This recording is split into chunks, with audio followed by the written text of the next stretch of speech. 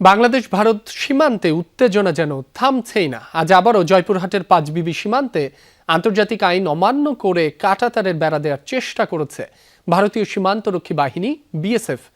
উপজেলার পূর্ব উচনা ঘোনাপাড়া সীমান্ত এলাকায় এই ঘটনা ঘটে।